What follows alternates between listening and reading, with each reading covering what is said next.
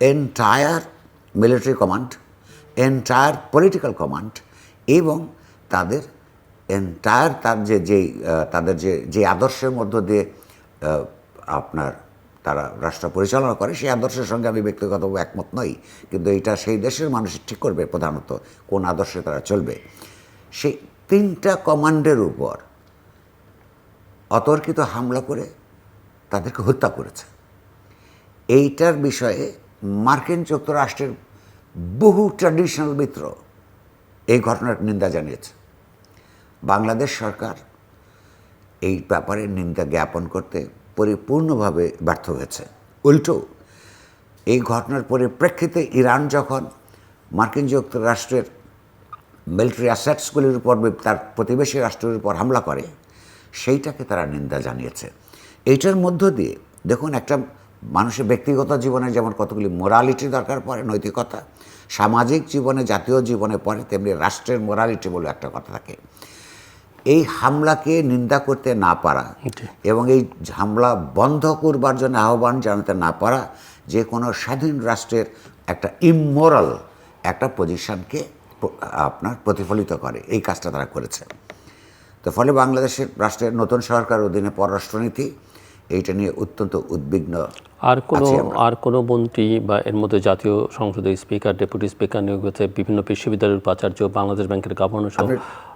আচ্ছা, আমি আসছি সেটাকে। ডেপুটি স্পিকার পজিশনটা, যেখানে ডেপুটি স্পিকার আপনার স্পিকার না থাকলে সমস্ত নির্বাচিত সদস্যদের অধিবেশনে সভাপতিত্ব করেন, সেটা অত্যন্ত গুরুত্বপূর্ণ একটা জায়গা।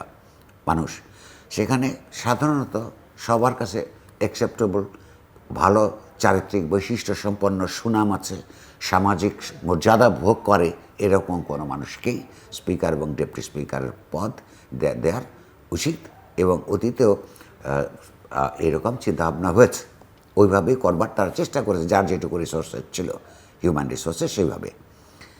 এই ডেপুটি স্পিকার যাকে তারা নিয়োগ দিয়েছেন, তার একটা অবৈধ সম্পর্ককে নিয়ে এত বেশি সমাজে আলোচনা হয়েছে যে সেই অবৈধ সম্পর্কের ব্যাপারটা শেষ পর্যন্ত রাজপথে আশ্রয় পড়েছিল, যেটা বিভিন্ন মিডিয়া সংগঠনগুলি আপনার রিপোর্ট করেছে তখন। এবং সেই সম্পর্কের ব্যাপারে তিনি যে মুচলেকা দিয়েছিলেন, সে দেশের সর্বোচ্চ আদালতে নথিবদ্ধ হয়ে আছে। এইরকম একটা মানুষকে স্পিকারের আসনে বসবার জন্য ডেপুটি স্পিকারের পদ দেওয়ার মধ্য দিয়ে আমি মনে করি পুরো জাতীয় সংসদ সদস্যদের, এমনকি বিএনপির নির্বাচিত সদস্যদের সহ বাকিদের উপর অবিচার করা হয়েছে এবং এই পুরো সংসদের মর্যাদাকে ক্ষুণ্ণ করা হয়েছে। এই কাজটা তারা ঠিক করেন নাই, এটা বদলানোর প্রয়োজন। দ্বিতীয়ত প্রশ্ন হচ্ছে যে কতগুলি আপনার নিয়োগের কথা হয়েছে, দুটো। একদিকগুলো বিশ্ববিদ্যালয়গুলোর ভাইস চ্যান্সেলর পদে মনোনয়ন, পরিষ্কারভাবেই এগুলি বিএনপির প্রতি যারা বরাবর যাদের রাজনৈতিক আনুগত্য ছিল, সেইখান থেকে বেছে বেছে করা হয়েছে। তাদের কদ্দূর যোগ্যতা আছে কি কদ্দূর যোগ্যতা নাই, সেটা নির্ণয়ের জন্যে আইনের মধ্যে কতগুলি বিধি নিয়ম এগুলো আছে। তো সেই প্রক্রিয়ার মধ্য দিয়ে না গিয়ে এই ধরনের নিয়োগদানের মধ্য দিয়ে তারা খুব পরিষ্কারভাবে আপনার পুরো শিক্ষা প্রতিষ্ঠানের প্রশাসনগুলোকে এক দলীয়করণের দিকে, অতীতের মতনই, আওয়ামী লীগের মতনই সেই দলীয়করণের দিকে নিয়ে যাচ্ছে। বিশ্ববিদ্যালয়গুলিতে পরিস্থিতি যদি সুস্থ একাডেমিক পরিস্থিতি ফিরিয়ে আনতে হয় এবং বিশ্ববিদ্যালয়গুলির শিক্ষার মান, পদ্ধতি এগুলো যদি ইতিবাচক পরিবর্তনের দিকে নিয়ে যেতে হয়, সেখানে যেই ধরনের যোগ্যতা থাকা দরকার তার মধ্যে দলীয় আনুগত্য সবার শেষে থাকবার কথা, যদি রাজনৈতিক সরকারকে এরকম চিন্তা করতেই হয়। কিন্তু সেগুলো বিবেচনা করা হয়েছে বলে আমার কাছে মনে হচ্ছে না। পরিষ্কার তাদের দলীয় পরিচয় আছে। জেলা এবং উপজেলা প্রশাসনগুলিতে, জেলা পরিষদগুলোতে তারা যে আপনার মনোনয়ন দিচ্ছে, অর্থাৎ যে এর মধ্যে এমন অনেকে আছেন যারা একটা সুষ্ঠু নির্বাচন প্রক্রিয়ার মধ্যে দলীয় ক্যান্ডিডেট হিসাবে কৃতকার্য হতে পারেন নাই, কিংবা তারা অন্য কোনোভাবে তাদের পুরস্কৃত করতে পারেন নাই, রাজনৈতিক দল হিসেবে দলের মধ্যে কর্মকাণ্ড করে অবদান রাখবার জন্যে তাদেরকে বিনা ভোটের এই চেয়ারম্যান বানানো এটা কোনো কাজের কথা না। তাদের উচিত ছিল এটা হয়তো টেম্পোরারি অ্যারেঞ্জমেন্ট, তারা হয়তো ইলেকশন করবেন আপাতত।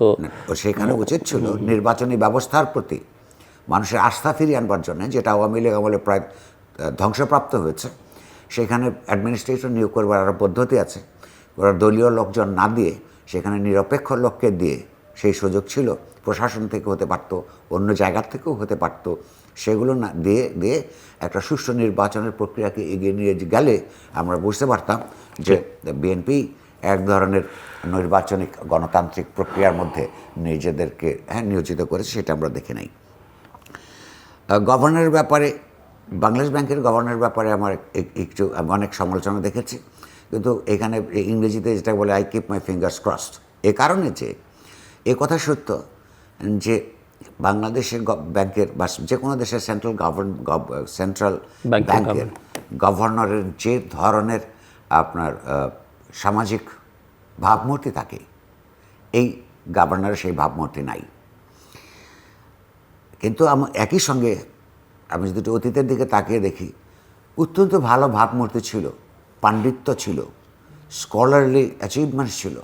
এই রকম লোকগুলিকে আমরা বাংলাদেশ ব্যাংকের গভর্নরের পদে দেখেছি।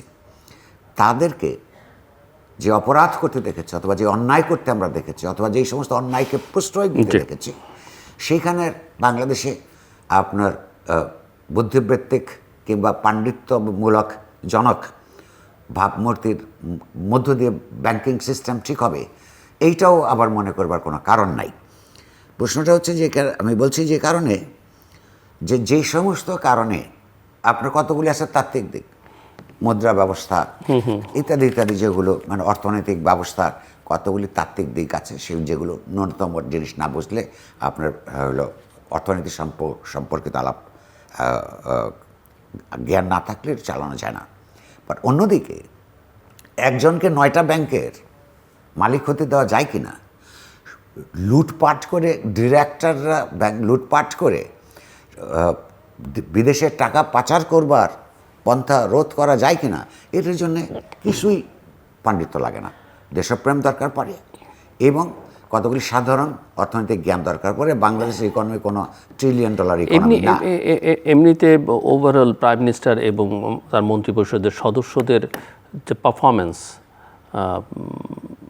প্রাইম মিনিস্টার তো আপনি কিছু নিয়োগের প্রসঙ্গ বাদ দিয়ে অন্যান্য, আপনার কোনো অবজারভেশন আছে বা কোনো স্পেসিফিক মিনিস্টারের বা কোনো মন্ত্রণালয় কেন্দ্রিক? আমি একটু আসছি, সেটা আমার হাতে খুব বেশি সময় নেই, আর অনেকগুলো প্রসঙ্গ আপনার সঙ্গে আলাপ করতে বুঝতে পারছি যে এই বাংলাদেশ ব্যাংকের গভর্নরের কথাটা আমি শেষ করছি এই কথা বলে, তার কাছে মানুষের কোনো এক্সপেকটেশন নাই, কেউ তাকে পছন্দ করে নাই।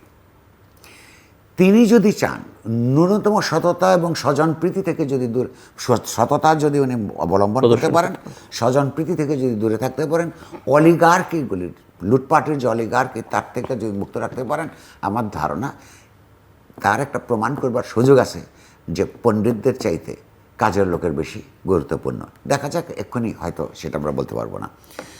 মন্ত্রীদের মধ্যে কিছু কিছু মন্ত্রীর কথাবার্তা রীতিমতো আতঙ্কজনক।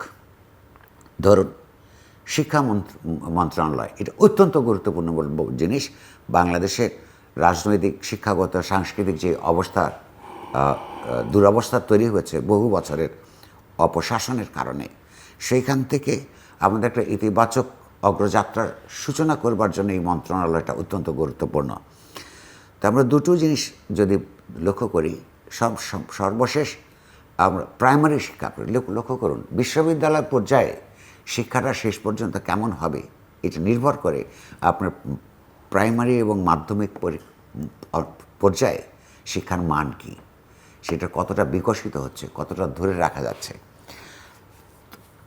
সম্প্রতি লক্ষ্য করলাম শিক্ষা প্রতিমন্ত্রীর একটা বক্তব্য পড়লাম পত্রপত্রিকায়, তিনি বলেছেন যে প্রাইমারি পর্যায়ে 3টি ভাষার রপ্ত করতে হবে শিশুদেরকে।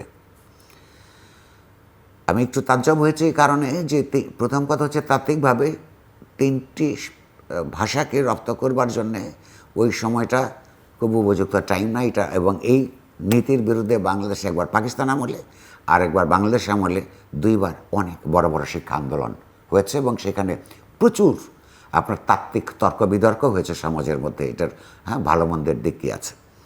আমাদেরকে অবশ্যই একাধিক ভাষা জানতে হবে। আন্তর্জাতিক বিশ্বে আজকে আমাদের অনেক প্রতিযোগিতার মধ্যে পার্টিসিপেশনের জন্য ভাষা জানতে হবে। তার জন্য বিশেষজ্ঞ পর্যায়ের কতগুলি ক্ষেত্র আছে, ডিপ্লোম্যাটসদের জানতে হবে, ব্যবসায়ীদের জানতে হবে। এখান থেকে শ্রমিকরা যে সমস্ত দেশে যান তারা যদি একাধিক ভাষা জেনে যান, তাতে তাদের নিজেদের উন্নতি হবে। স্পেশালি যে দেশে যাচ্ছেন সে দেশের ভাষাগুলি খুব দেশ স্পেসিফিক, প্রফেশন স্পেসিফিক কতগুলি ভাষা শিক্ষার প্রস্তুতি এবং ট্রেনিং ইনস্টিটিউট এখানে করা দরকার, সেটা গুরুত্বপূর্ণ। কিন্তু সমস্ত শিশুদেরকে 3টে ভাষা চাপিয়ে দেওয়ার অর্থ শিক্ষা ব্যবস্থাকে ধ্বংস করার শামিল।